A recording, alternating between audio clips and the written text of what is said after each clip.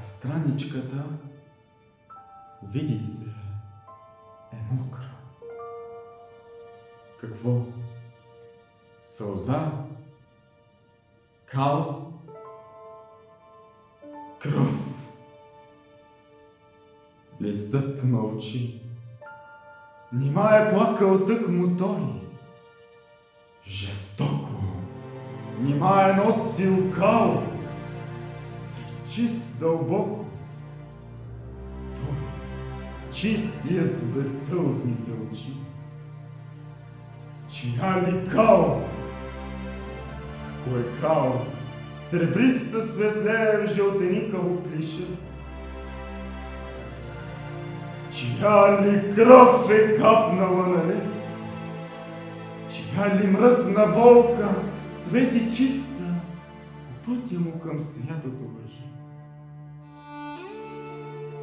Какво е питал с този вик, раздърпан в 6 букви с питанки накрая? И плачът, пелин ли жъне с 4 си сърпа, които карат всеки да изтръпне.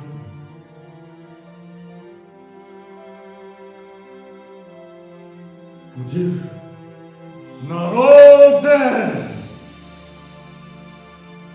И мълчат. Мълчат. Какъв народ? И кой народ? Проклето лъже от Къкрина до София виси. Какъв народ бе племето, което тъй не успя от 20 заптиета единствено него да спаси? Къде се беше изпокрил? Къде бе се поприбрал на топло и добре, да не успя на оня вълчи хребет една потеря малка да издебне? Тръгнал бе за него той да мре. Със същия един от 20 воден, един измежду цял народ свещен. От 4 страшни питанки прободен и днес кърви духът ми цял. Народе! Ни глас, ни образ, питанките в мен.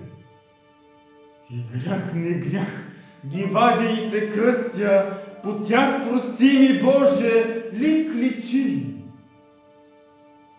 Ни турчин див, ни оня черп обкръстил,